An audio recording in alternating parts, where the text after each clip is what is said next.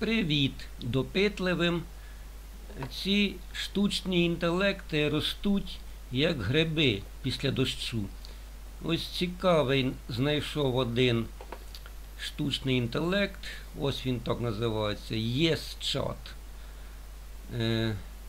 Якщо зайти туди під своїм обліковим записом, то він дає 7 днів безкоштовно.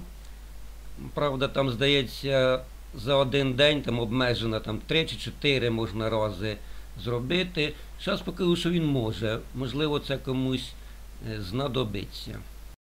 По-перше, він вміє розфарбовувати дуже швидко чорно-білі фотографії.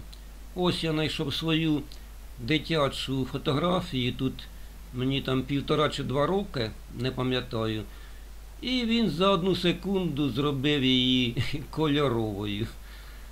А далі він навіть вміє оживляти фотографії. Ось оригінальний відеотрек, а це трошки уповільнений. Тобто там можна задавати швидкість і описання рухів, все таке.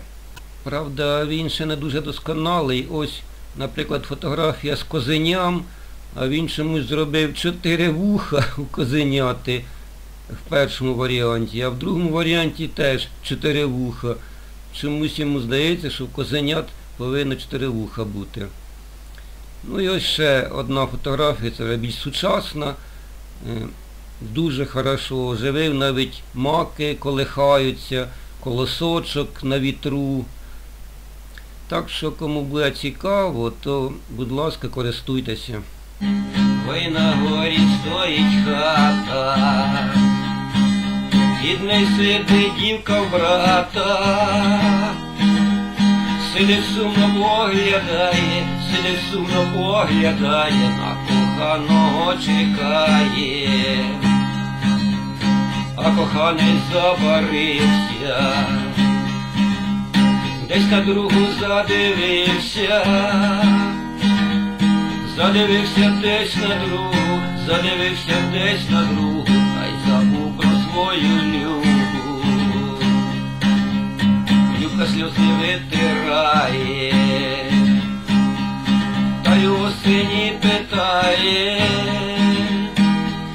Скажи мені, осінь мила, де і в чому я завинила, де ж у полі вітер віє, про дівчину козак мріє. А дівчина вже кохана, давно з другим спарувала.